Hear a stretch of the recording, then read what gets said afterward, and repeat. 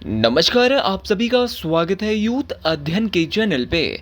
साथियों, एक बार फिर से मैं आप सभी के बीच एचपीटेट जून 2026 के लिए साइकोलॉजी का पार्ट 2 लिखे आ चुका हूँ। पार्ट 2 का जो पहला क्वेश्चन है कि मैस्लो की अभिप्रेरणा सिद्धांत के दूसरे स्तर की आवश्यकता क्या है। तो second level of needs in Maslow motivational theory is. तो मैस्लो का जो अभिप्रेरणा का जो सिद्धांत है उसकी जो दूसरे स्तर की जो आवश्यकता है वो है आपकी सुरक्षा की आवश्यकता, safety need. Option number A यहाँ पे बिल्कुल सही हो जाएगा। साथियों, अब क्वेश्चन पूछा जाता है कि मैस्लो के द्वारा कौन सी थ्योरी दी गई। तो अगर बात करें अब्राहम मैस्लो की, तो उनके द्वारा theory of hierarchy of needs theory यहाँ पे दी गई थी। आवश्यकताओं का पदानुक्रम सिद्धांत थ्योरी दी गई थी। अब्राहम मैस्लो की बात करें तो इन्होंने जो पदानुक्रम का जो ये सिद्धांत दिया था, आवश्यकताओं का जो पदानुक्रम का जो सिद्धांत, इनके द्वारा जो ये हायरार्की ऑफ नीड्स जो दी गई थी, इसको 5 टाइप्स में इसके 5 स्तर इन्होंने बताए थे। तो पहली जो इनकी इसी आवश्यकता थी, इस बार पूछा है कि दूसरी आवश्यकता क्या है। तो अगले बार पूछ सकता है पहली, दूसरी, तीसरी, चौथी और पांचवी। तो पांचों की पांचों आपको याद होने चाहिए। तो इसके लिए एक फॉर्मूला मैं आपको दे रहा हूँ और वो फॉर्मूला है P²ES। मतलब कि इसको आप ऐसे भी देख सकते हैं। तो सबसे नीचे जो यहाँ पे आता है पहले नंबर पे, वो है आपकी शारीरिक नीड्स, बोले तो भैया आपकी साइकोलॉजिकल नीड्स। पहले नंबर की नीड्स कई बार पूछे गए, इस बार पूछ सकता है टेट परीक्षाओं में कि पहले नंबर की जो अब्राहम मैस्लो का जो अभिप्रेरणा का सिद्धांत है उसकी पहले स्तर की जो आवश्यकता है वो आपकी कौन सी है, साइकोलॉजिकल नीड्स, शारीरिक। दूसरी हमारी होगी सेफ्टी नीड्स। तीसरी भी हमारे एस से ही आती है, तभी मैंने आपको फॉर्मूला दिया P²ES। तो P² का मतलब कि एक एस से दूसरे नंबर पे आता है आपका सेफ्टी नीड्स, सुरक्षा की आवश्यकता। तीसरे पे आपकी सोशल नीड्स। सोशल नीड्स आप इसको लव एंड बिलोंगिंग नीड्स भी बोल सकते हैं। तो तीसरे नंबर पे आती है सामाजिक आवश्यकता। चौथे नंबर पे ई से आता है एस्टीम नीड्स, होता है आत्म सम्मान। ठीक है, जिसमें सम्मान की बात हो, प्रशंसा की बात हो, आत्मविश्वास की बात हो या किसी की मान्यता हो, तो ये आता है आपका चौथे नंबर की आवश्यकता आपके पदानुक्रम के सिद्धांत की, हायरार्की ऑफ नीड्स की। और पांचवें नंबर की जो आवश्यकता है वो है आपकी सेल्फ एक्वलाइजेशन। तो सबसे ज़्यादा तो पहले की और लास्ट की। इस बार की टेट परीक्षाओं में आप देख लेना, या तो क्वेश्चन पूछेगा कि अब्राहम मैस्लो के सबसे निचले स्तर की जो आवश्यकताओं का जो सिद्धांत का जो स्तर है वो कौन सा है, तो वो है आपकी शारीरिक आवश्यकताएं, साइकोलॉजिकल नीड्स। और सबसे ऊपर जो है वो है आपकी आत्म प्राप्ति की नीड्स, सेल्फ एक्वलाइजेशन, जिसमें मतलब कि ये जो है अब्राहम मैस्लो का सबसे ऊपरी स्तर माना जाता है, सेल्फ एक्वलाइजेशन, जहां व्यक्ति अपनी पूरी क्षमता को प्राप्त करना चाहता है। तो वो कौन सा स्तर है जहां पे व्यक्ति जो अपनी पूरी क्षमता को जो है वो प्राप्त करना चाहता है, तो वो है आपकी आत्म प्राप्ति, सेल्फ एक्वलाइजेशन। तो ये सारी बातें आपको डिटेल से याद रखनी। साथियों, अगर आप भी एचपीटेट जून में अपना एचपीटेट क्वालिफाई करना चाहते हैं, आप HPTET medical, non medical, arts, JBT किसी भी स्ट्रीम की तैयारी कर रहे हैं, टीजीटी हिंदी, एलटी हिंदी, तो आप हमारे साथ जुड़ सकते हैं मात्र और मात्र 499 रुपीज़ मंथ में। हम देंगे आपको 499 में लाइव प्लस रिकॉर्डेड क्लासेस। जो क्लास भाई लाइव होगी वो क्लास आप आराम से रिकॉर्डेड फॉर्म में भी देख सकते हो। और साथ में अगर आप हमारे बैच के साथ जुड़ना चाहते हैं तो आपको बैच के साथ, अगर आप हमारा पूरा बैच परचेज करते हो, फ्री हैंड रिटन नोट्स मिलने वाले हैं। तो अगर आप हमारे बैच के साथ जुड़ना चाहते हैं तो 7876145409 इस नंबर पे कांटेक्ट करके आप हमारे बैच का हिस्सा बन सकते हैं। एक क्वेश्चन, बहुत प्यारा क्वेश्चन आता है कि अब्राहम मैस्लो किस देश के मनोवैज्ञानिक थे। तो अगर बात करें अब्राहम मैस्लो साहब की, तो ये एक अमेरिकी मनोवैज्ञानिक, किस देश के मनोवैज्ञानिक थे, यह एक प्रकार के अमेरिकी मनोवैज्ञानिक आपको याद रखना है। और ये 1908 से 1970 के बीच ये रहे थे, ये बात आपको डिटेल से याद रखनी है। अगला क्वेश्चन है कि उपयुक्त मेल है, करेक्ट मैचेस। तो यहाँ पे आपको सही का मेल करना है। इदम, इड तो मैस्लो ने नहीं दिया था, तो अगर मैस्लो ने नहीं दिया था इड, तो किसने दिया था, तो इड दिया था भैया आपका सिगमंड फ्रॉइड ने। आप सभी लोग जानते हैं कि इड किसने दिया था, सिगमंड फ्रॉइड ने दिया था। अच्छा, आइडेंटिटी किसने दी थी भाई, आइडेंटिटी की बात करें तो फ्रॉइड के द्वारा नहीं दी गई थी। तो आइडेंटिटी अगर फ्रॉइड ने दी तो किसने दी, तो एरिक एरिक्सन। किसने दी, एरिक एरिक्सन ने दी।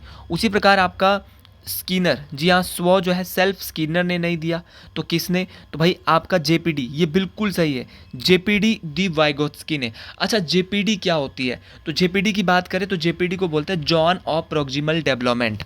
जेपीटी का जो अक्सर जो मैंने इसका नाम बोला ज़ोन ऑफ प्रॉक्सिमल डेवलपमेंट, ये जो दिया गया था, मतलब हिंदी में इसको बोलते हैं निकटवर्ती विकास का क्षेत्र। ये जो है वाइगोत्स्की साहब, लेव वाइगोत्स्की साहब के द्वारा दिया गया था।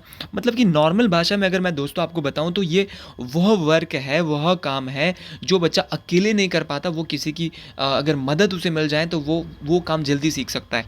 तो उसी को हम कहेंगे नॉर्मल भाषा में जेपीडी। अच्छा, बात करते हैं वाइगोत्स्की साहब की, कि वाइगोत्स्की साहब के द्वारा मुख्य रूप से कौन सी थ्योरी यहाँ पे दी गई थी। तो अगर बात करें जो वाइगोत्स्की साहब है उनके द्वारा एक थ्योरी दी गई थी, जिस थ्योरी का नाम था आपका सामाजिक सांस्कृतिक सिद्धांत। तो सोशल कल्चरल थ्योरी, ये कई बार आपके टेट परीक्षाओं में क्वेश्चन आया है कि सोशल कल्चरल थ्योरी जो है वो किसने दी। तो सोशल कल्चरल थ्योरी जो दी थी वो दी थी भाई आपके किसने, लेव वाइगोत्स्की साहब ने। अच्छा, लेव वाइगोत्स्की साहब के द्वारा सामाजिक सांस्कृतिक सिद्धांत दिया जाता है, ये किस देश के मनोवैज्ञानिक थे, क्वेश्चन ये भी पूछा जा सकता है। तो अगर बात करें लेव वाइगोत्स्की साहब की, तो ये एक रूसी मनोवैज्ञानिक, किस देश के मनोवैज्ञानिक थे दोस्तों, ये एक रूसी मनोवैज्ञानिक थे। ये बात आपको डिटेल से याद रखनी है। तो लेव वाइगोत्स्की एक रूसी मनोवैज्ञानिक थे, मोस्ट इंपॉर्टेंट है। और इनका जो सामाजिक सांस्कृतिक सिद्धांत था वो बताता था कि बच्चा अपने समाज और जो संस्कृति है, आपका जो सोसाइटी और कल्चर है, उससे इंटरेक्शन करके सीखता है। मतलब कि उससे इंटरेक्शन का मतलब है उससे अंतःक्रिया करके सीखता है। तो वो कौन सा सिद्धांत है जो ये बताता है कि जो बच्चा है वो अपने समाज और संस्कृति से इंटरेक्शन करके, मतलब कि अंतःक्रिया करके सीखता है। यानी बच्चे का जो विकास है वो सामाजिक अंतःक्रिया के बाद होता है। तो वो बोलता है आपका वाइगोत्स्की साहब का सोशल कल्चरल थ्योरी, सामाजिक सांस्कृतिक सिद्धांत, जिसमें हमने जेपीडी के बारे में बात की। ठीक है, हमने ये सारी बातें हमने यहाँ पे कर ली। और ये किसने कहा कि पहले भाषा आती है बाद में विचार आते हैं। तो ये वाइगोत्स्की साहब के द्वारा ही कहा गया था कि भाषा पहले आती है, फिर जो है वो क्या आता है, विचार आता है। तो सारी बातें आपको डिटेल से याद रखनी है। अगले क्वेश्चन की ओर बढ़ते हैं। अगला क्वेश्चन है कि लंबे समय तक पुनर्वलन न दिए जाने का परिणाम क्या होगा। अगर long term to non reinforcement will lead to, अगर आपने किसी को लंबे समय तक पुनर्वलन नहीं दिया, पुनर्वलन एक और से शाबाशी होगी, आप पुनर्वलन नहीं दे रहे हैं तो भाई क्या हो सकता है, सामान्यीकरण नहीं, विभेदन ये भी नहीं, अधिगम तो होगा ही नहीं, विभेदन भी नहीं होगा। तो क्या हो सकता है, विलोपन हो सकता है, रिडक्शन हो सकता है। अगर आपने लंबे समय तक किसी को पुनर्वलन नहीं दिया, रिइंफोर्समेंट नहीं दी, तो उसमें विलोपन की स्थिति उत्पन्न हो सकती है। और ये क्वेश्चन आपके जो टेट परीक्षा रहती है वो कई बार उसमें पूछा गया है। रिइंफोर्समेंट की अगर बात करें, एक शब्द यहाँ पे दिया है रिइंफोर्समेंट, तो मतलब ये एक प्रकार की ऐसी प्रक्रिया होती है कि मान लो कि किसी के व्यवहार के बाद कि हम उसको पुरस्कार दे रहे हैं या हम उसको कोई प्रोत्साहन दे रहे हैं कि शाबाश तूने ये काम बहुत अच्छा किया, तो भविष्य में क्या है वो काम और अच्छा करेगा। तो उसी को हम यहाँ पे पुनर्वलन के रूप में जानेंगे। चलिए अगले क्वेश्चन की ओर बढ़ते हैं। अगला क्वेश्चन है कि भिन्न पद कौन सा है। तो यहाँ पे आपको पकड़ना था कि which one is a different element, मतलब कि इन तीनों में से, इन चारों में से एक अलग कौन है। तो देखो, आइडेंटिटी चैलेंज ये तो आपका एरिक एरिक्सन का है भाई। आइडेंटिटी चैलेंज आपको पता चल गया कि आइडेंटिटी वर्सेस रोल कन्फ्यूजन, ये आपने देखा है एरिक एरिक्सन की थ्योरी में। उसके बाद आपने ये भी देखा ही होगा इंडस्ट्री वर्सेस इन्फेरिडिटी, चौथी स्टेज है आपकी किसकी, एरिक एरिक्सन की सिद्धांत की, है ना। और फिर आपने ट्रस्ट भी आपने देखा ही है, किस में देखा है आपने, तो ट्रस्ट भी आपने देखा है अपना किसमें, एरिक एरिक्सन की थ्योरी में। लेकिन भाई इड जो है, इड किसकी है, तो ये है सिगमंड फ्रॉइड साहब की। तो इड, ईगो और सुपर ईगो, ये तो किसने कहा था, सिगमंड फ्रॉइड ने कहा था। अच्छा, बात करें एरिक एरिक्सन की, ये तीनों चीज़ें आपका identity challenge, industry, trust versus mistrust, ये किसकी थ्योरी है, तो ये है आपके एरिक एरिक्सन की। एरिक एरिक्सन के कौन सा उनका सिद्धांत है जिसमें उन्होंने ये बताया था। तो एरिक एरिक्सन का एक सिद्धांत है, आपको जरूर याद रखना है। एरिक एरिक्सन की एक थ्योरी है और उस थ्योरी का नाम है मनोसामाजिक विकास का सिद्धांत, थ्योरी ऑफ साइकोसोशल डेवलपमेंट। बात करें थ्योरी ऑफ साइकोसोशल डेवलपमेंट की, तो इस सिद्धांत में उन्होंने जो है, जो एरिक एरिक्सन थे, उन्होंने श्रेष्ठ अवस्था से लेकर जो आपकी वृद्धा अवस्था रहती है वहाँ तक जीवन के 8 चरण बताए हैं। तो हम 8वें चरण की बात करते हैं। तो पहला चरण उन्होंने बताया था ट्रस्ट वर्सेस मिसट्रस्ट, विश्वास बनाम आपका अविश्वास, ठीक है, जो कि इन्होंने बोला था कि 0 से 1 साल की उम्र तक चलता है। उस प्रकार इन्होंने बोली थी दूसरी स्टेज बोली थी इन्होंने स्वायत्त बनाम शर्म, जिसको ऑटोनॉमी वर्सेस शेम का इन्होंने बोला, जो कि 1 से 3। फिर तीसरी इनकी आवश्यकता है इनिशिएटिव वर्सेस गिल्ट, जो कि 3 से 6 वर्ष के बच्चे में चलती है। चौथी बोली थी इन्हें इंडस्ट्री वर्सेस इन्फेरिटी, जो कि 6 से 12 साल के बच्चे में, आपको जरूर याद रखनी है। चौथी अवस्था इनकी कौन सी, आपकी इंडस्ट्री वर्सेस इन्फेरिटी, जो यहाँ पे भी इन्होंने बताई है। पांचवी जो है इनके वो है आइडेंटिटी वर्सेस रोल कन्फ्यूजन। ये कई बार पूछा गया है कि एरिक एरिक्सन की कौन सी स्टेज किशोरावस्था में भी आती है, तो है आपकी पहचान बनाम भूमिका भ्रम, जिसको आइडेंटिटी वर्सेस रोल कन्फ्यूजन भी कहा जाता है, और ये मोस्ट इंपॉर्टेंट है। पांचवी स्टेज बहुत बार पूछी गई है। छठी स्टेज है इंटीमेसी वर्सेस इजोलेशन, जो कि 18 से 40 साल के बीच आत्मीयता एवं अलगाव की स्थिति आपने सुनी होगी। सातवीं है उत्पादकता बनाम ठहराव, जनरेटिविटी वर्सेस स्टैग्नेशन, जो कि 40 से 65 साल, ठीक है, आपको याद रखना है, मोस्ट इंपॉर्टेंट है। और आठवीं है इंटीग्रिटी वर्सेस डिसअपियर, अखंडता बनाम निराशा, जो कि 65 साल से ज़्यादा के लोगों में पाई जाती है। तो ये सारी बातें आपको जरूर याद रखनी है। तो जितनी भी मैंने एरिक एरिक्सन की आपको बातें बोली है, मोस्ट इंपॉर्टेंट है। और अगर बात करें एरिक एरिक्सन की कि वो किस देश के मनोवैज्ञानिक है, तो वह एक जर्मन अमेरिकी मनोवैज्ञानिक है, क्योंकि उनका जन्म पहले जर्मनी में हुआ था, लेकिन बाद में 1933 में वो क्या है, अमेरिका चले गए। तो हम इनको अमेरिकी भी बोल सकते हैं और जर्मनी भी बोल सकते हैं, ठीक है। तो दोनों देश में ये रहे हैं, क्योंकि जन्म जर्मनी में हुआ और बाद में कहाँ चले गए, अमेरिका में। अगले क्वेश्चन की ओर बढ़ता है। अगला क्वेश्चन कि बुद्धि अपने आसपास की समायोजन की योग्यता है, यह किसने कहा? Who said that intelligence is the ability of adept to one's surrounding. देखिए, जो बुद्धि होती है वो अपने आसपास की समायोजन की क्या होती है, योग्यता होती है। ये जो कथन है वो किस मनोविज्ञानी के द्वारा कहा गया? तो ये कहा था भाई आपके अपने जीन पियाजे साहब ने। ये वही जीन पियाजे हैं जिनके बारे में पार्ट 1 में भी मैं थोड़ी बहुत बात कर चुका हूँ। जीन पियाजे वही, इनके द्वारा ही कहा गया था कि जो बुद्धि है वो अपने आसपास के जो समायोजन है उसकी जो एक प्रकार की एबिलिटी है, उसकी एक प्रकार की क्या है, योग्यता है। जीन पियाजे की बात करें, ये स्विट्जरलैंड देश के एक स्विस मनोवैज्ञानिक है, स्विट्जरलैंड देश के मनोवैज्ञानिक है। इनके बारे में अगर कहूँ तो इनके द्वारा एक बात और कही थी कि बच्चे जो है वो सक्रिय ज्ञान के निर्माता है। तो कई बार क्वेश्चन पूछा गया है कि बच्चों को सक्रिय ज्ञान का निर्माता किसके द्वारा कहा गया है? तो बच्चों को सक्रिय ज्ञान का जो निर्माता है, और उनको नन्हे वैज्ञानिक होता है लिटिल साइंटिस्ट। तो बच्चों को लिटिल साइंटिस्ट और सक्रिय ज्ञान के निर्माता किसने कहा है? जीन पियाजे ने। क्योंकि पियाजे साहब का मानना था कि जो बच्चे होते हैं वो नन्हे वैज्ञानिक होते हैं, क्योंकि वो संसार के बारे में और हम पृथ्वी के बारे में अपने सिद्धांत की क्या करते हैं, रचना करते हैं, मतलब कि खुद से ही अपने आप ही मानने लग जाते हैं बातों को।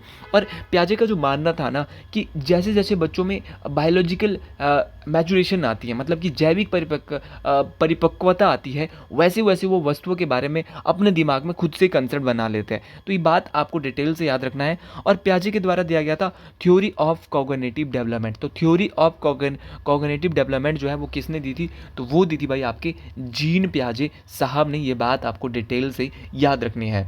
उसी प्रकार ऑप्शन में यहाँ पे एक नाम दिया है स्पियर्समैन। इनका पूरा नाम है चार्ल्स स्पियर्समैन।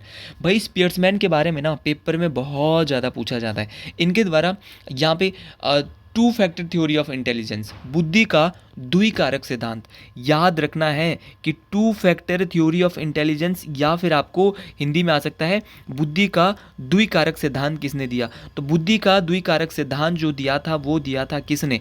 तो बहुत इंपॉर्टेंट रहने वाला है कि बुद्धि का जो द्विकारक सिद्धांत दिया है वो दिया है आपके किसने भाई? तो बुद्धि का द्विकारक सिद्धांत जो दिया है वो दिया है आपका चार्ल्स स्पियर्समैन ने। तो चार्ल्स स्पियर्समैन ने बुद्धि का द्विकारक सिद्धांत दिया था। और इनकी अगर मैं बात करूं, चार्ल्स स्पियर्समैन की अगर मैं बात करता हूं, इनके द्वारा बुद्धि का द्विकारक सिद्धांत दिया गया। और कब दिया गया ये भी क्वेश्चन आ सकता है, 1904 में। 1904 में इन्होंने बुद्धि का द्विकारक सिद्धांत तो दिया। इन्होंने बुद्धि के कौन कौन से कारक बोले? तो इन्होंने बुद्धि के 2 कारक बताए।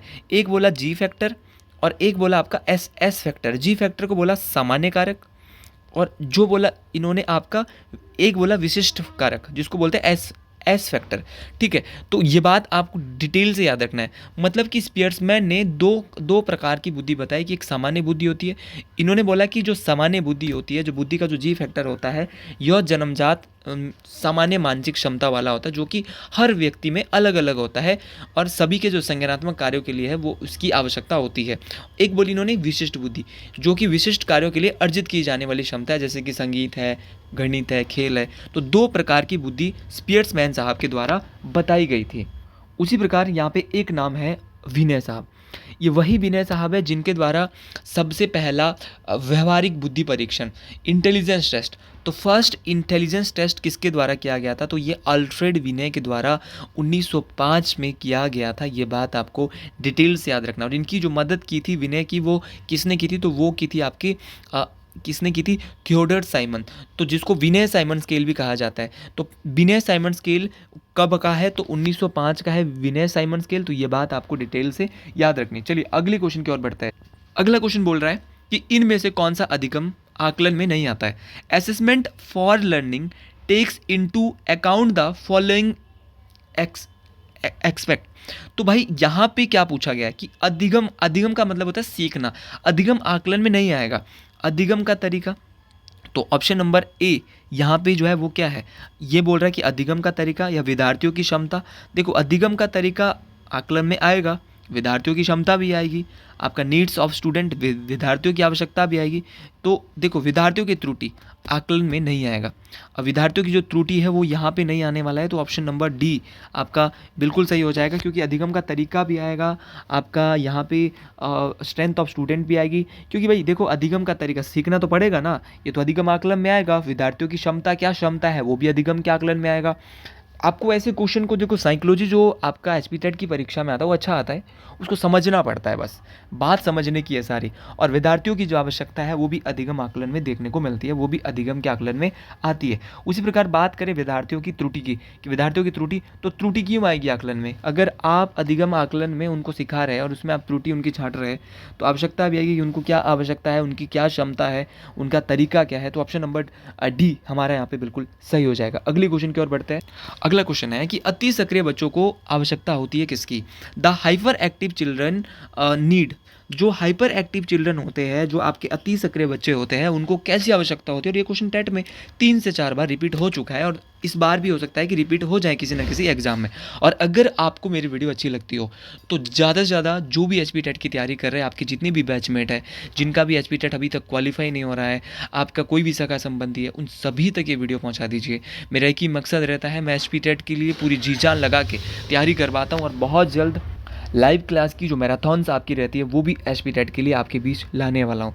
तो अगर आप एचपी टेट की कोई भी तैयारी कर रहे हैं, किसी भी स्ट्रीम की, आपका दोस्त है, आपका बीएड बैचमेट है, आप ज़्यादा से ज़्यादा लोगों तक ये वीडियोज़ को शेयर कर सकते हैं। ये फ्री वीडियोज़ है आपके लिए। और अगर आप हमारे बैच में भी जुड़ना चाहते हैं, बहुत ज़्यादा फीस नहीं है, मात्र और मात्र 499 रुपीज़ है।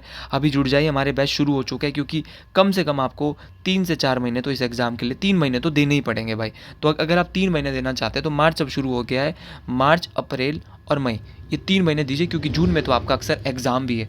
तो अगर आप हमारे बैच के साथ जुड़ना चाहते हैं तो आप 7876145409। और अगर आपको बहुत ज़्यादा फाइनेंशियल प्रॉब्लम है, आप बिल्कुल भी कोचिंग नहीं ले पा रहे हैं, तो और अगर आपकी फैमिली सिचुएशन ऐसी है, तो कुछ टर्म एंड कंडीशन के आधार पर मैं फिर भी आपको एनरोल कर दूंगा। लेकिन आपको भाई पढ़ना ज़रूर है, इस बार एचपी टेट क्वालिफाई करना है। यूथ अध्ययन चैनल आपके बीच आया है, बस रिजल्ट के लिए पैसा मैटर यहाँ पे नहीं करता, इसीलिए फीस मात्र 499 है। हर एक सब्जेक्ट का अलग अलग टीचर और बहुत ही थ्योरी बेस्ड आपको पढ़ाया जा रहा है। साइकोलॉजी अलग टीचर पढ़ाता है, जीके मैं खुद अलग पढ़ाता हूँ, आपको इंग्लिश के लिए बहुत अलग से टीचर मिलेगा, जैसे केमिस्ट्री में अलग है, आपका बायोलॉजी के अलग टीचर आपको अलग से पढ़ाई जाएगी, मेडिकल वाले में। तो ये सारी चीज़ें बहुत अलग और बेहतरीन तरीके से आपको पढ़ाई जा रही है। तो अति सक्रिय बच्चों को जो आवश्यकता होती है वो क्या होती है, अलग से क्लासरूम की नहीं होगी भाई, विशेष शिक्षक की, स्पेशल टीचर की, ये भी नहीं हो सकती। विशेष पाठ्यक्रम क्यों देना है भाई, तो क्लास में विशेष ध्यान देने की। जो हाइपर एक्टिव चिल्ड्रन होते हैं उनको क्या देना पड़ेगा, special attention in the classroom. तो उनको भाई जो क्लास होगी वहाँ पे अच्छे से ध्यान देना पड़ेगा, तो वो उनकी आवश्यकता होगी। तो ये बात आपको डिटेल से याद रखनी है। अगला क्वेश्चन कि किस अवस्था में शारीरिक, मानसिक और व्यक्तित्व का मूलभूत विकास होता है। The basic foundation of physical, mental and personality development are laid in the period of. यहाँ पे और कुछ नहीं है कि ऐसी कौन सी अवस्था है जहाँ पे शारीरिक, मानसिक और व्यक्तित्व का मूलभूत विकास होने लगता है। तो आप सभी लोग जानते हैं कि ये अवस्था है आपकी बाल्य अवस्था। बाल्य अवस्था वो अवस्था होती है जहाँ पर क्या होता है, जहाँ पर आपका जो है वो शारीरिक रूप से, आपका मानसिक रूप से, आपका व्यक्तित्व का, आपका जो पर्सनैलिटी का जो है वो क्या होता है, विकास होता है। अगर मैं बात करता हूँ बाल्यकाल की, तो बाल्य अवस्था जो आती है, देखिए बाल विकास की अवस्थाएं हैं, जैसे कि आपका इसमें किशोरावस्था है, बाल्य अवस्था है, आपकी प्रौढ़ अवस्था, आपकी शैशव अवस्था है। तो बाल्य अवस्था का मुख्य रूप से जो यहाँ का आपका टाइम पीरियड आता है वो 6 से 12 साल के बीच में आता है। ये क्वेश्चन कई बार परीक्षा में पूछा गया है। लेकिन एक क्वेश्चन आता है कि जीवन का अनोखा काल किस अवस्था को कहा गया है। ये क्वेश्चन कई बार आया है कि जीवन का जो अनोखा काल है वो किस अवस्था को कहते हैं। तो जीवन का जो अनोखा काल है वो आपका बाल्यकाल को कहा जाता है, बाल्य अवस्था को कहा जाता है। उसी प्रकार आरंभिक स्कूल की आयु, क्योंकि देखो 6 से 6 साल तक हम आरंभिक ही हमारा स्कूल होता है। उसी प्रकार हमारी स्मार्ट एज, सफुर्ती की अवस्था, तो सफुर्ती की अवस्था हमारी, ये भी हमारी कौन सी होती है, हमारी चाइल्डहुड होती है। उसी प्रकार हमारा बात करता हूँ मैं आपकी जो बाल्य अवस्था होती है, बाल्य अवस्था यहाँ पे इसको गैंगेज भी कहा जाता है, क्योंकि इस अवस्था में बच्चे ना गैंग में रहते हैं, समूह में रहते हैं भाई। उसी प्रकार बच्चा इसी अवस्था में आपका लॉजिकल थिंकिंग की अवस्था भी कहा जाता है, तार्किक चिंतन की अवस्था भी।